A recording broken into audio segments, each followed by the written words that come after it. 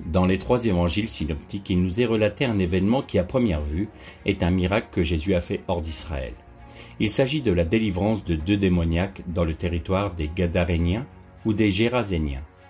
Matthieu est le seul à nous parler de 2 démoniaques dans le chapitre 8 de son évangile, tandis que Luc et Marc nous parlent d'un seul homme.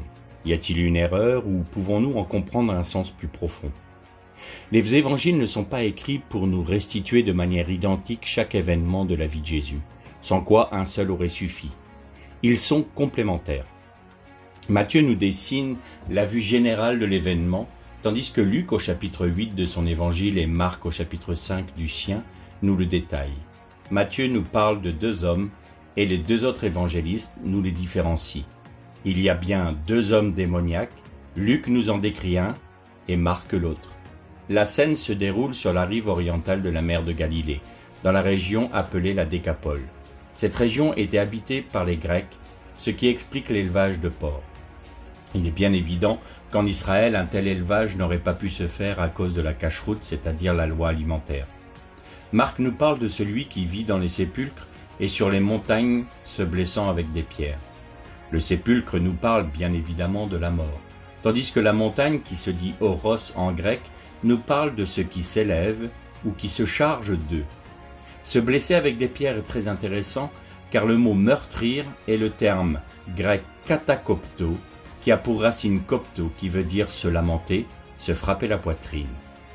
Le mot pierre, litho en grec, nous parle de roche, de pierre, mais également d'une pierre d'achoppement. Luc, pour sa part, nous parle de celui qui vit dans les sépulcres mais qui est nu et dont les démons l'entraînaient dans le désert. On essaya de lier avec des chaînes les 2 hommes, mais sans succès. À chaque fois, ils brisaient leurs liens. Comment interpréter tout cela ? Nous voyons bien que les détails qui sont fournis par les évangélistes sont là pour nous amener dans une plus grande compréhension que la seule délivrance des démoniaques. Matthieu nous dépeint la vue globale de ce qu'a fait Jésus. Les 2 démoniaques représentent 2 entités qui vivent dans le monde gréco-romain. Marc nous parle de l'entité qui vit dans les sépulcres et les montagnes et se blesse avec les pierres. Elle représente les membres du peuple hébreu dispersés dans les nations et qui ont rejeté l'objet de leur foi en ne reconnaissant pas leur Messie. Ils ont été élevés par Dieu en devenant son peuple parmi toutes les autres nations. Ils ont la charge de la Torah qu'ils doivent transmettre aux autres peuples. Mais ils se lamentent à cause de leurs péchés et de leur exil dans les nations. Enfin, la croix est pour eux une pierre d'achoppement. La deuxième entité dépeinte par Luc représente les membres de toutes les nations qui ne reconnaissent pas le Messie d'Israël et ne se soucient pas des commandements de l'Éternel. Ils sont nus car n'ayant pas reçu la Torah. Les nations sont par essence idolâtres et tout comme l'humanité du temps de Babel, ils sont inspirés et conduits par des démons qui les font vivre dans l'aridité du désert. Le mot gadarénien employé par Matthieu est le mot grec du terme hébraïque girgashim, qui veut dire demeurant sur un sol argileux. L'argile nous rappelle les hommes de Babel, qui faisaient des briques à partir de celle-ci, utilisant ainsi la terre maudite, nourriture du serpent, pour bâtir leur civilisation. Le désert est le lieu où réside le Satan et ses anges. C'est la bête qui monte de la terre.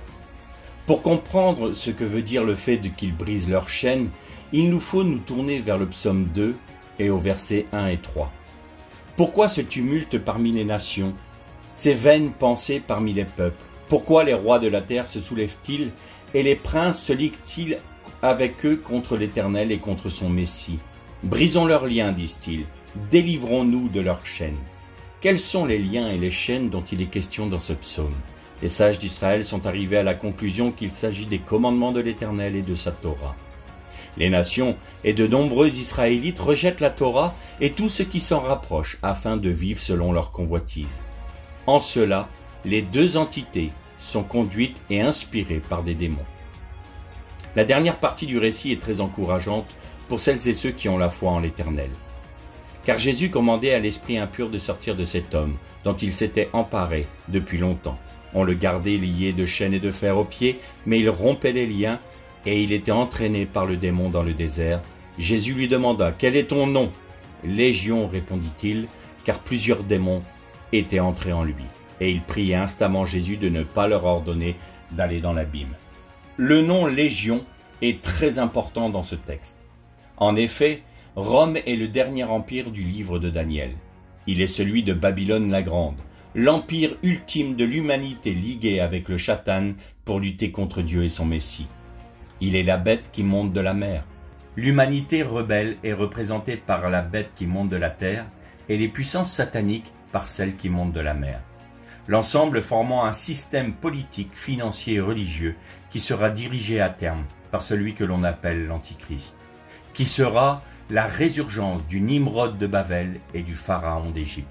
La séduction de l'aura et du charisme de Nimrod conjuguée avec la tyrannie du Pharaon. Il y avait loin d'eux un troupeau de pourceaux qui paissaient.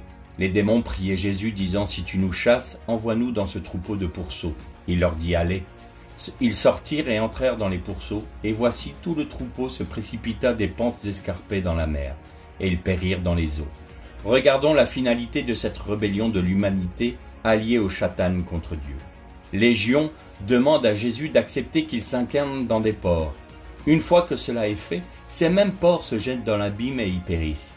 Légion représente ce système mondial qui veut achever la tour de Babel en bâtissant Babylone la Grande. Mais ce système périt dans l'abîme, c'est-à-dire le Théum en hébreu, le lieu où le Satan fut jeté avec ses anges lorsqu'ils furent rejetés de la présence de Dieu. En l'an 70, lorsque les légions romaines encerclèrent Jérusalem pour mater la révolte des Juifs, une d'entre elles se trouvait sur le mont des Oliviers pour s'emparer du temple.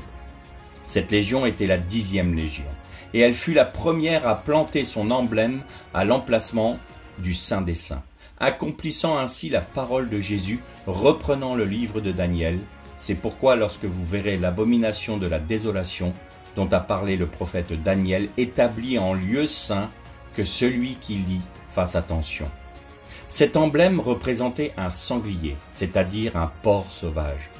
Lorsque Jésus délivra les deux démoniaques, il nous disait « Vous êtes asservis par un système mondial qui lutte contre le Père et moi-même, mais je l'ai vaincu à la croix.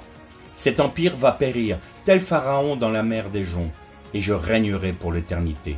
Celui qui croit en moi est délivré, tels ces deux démoniaques. Venez à moi, et je vous libérerai de son asservissement et de la mort. » Le mot générésien employé par Luc et Marc est le mot grec gadarénos, qui veut dire « celui qui est récompensé à la fin ». Nous voyons là la parfaite complémentarité des évangiles. Frères et sœurs, Christ est plus que vainqueur.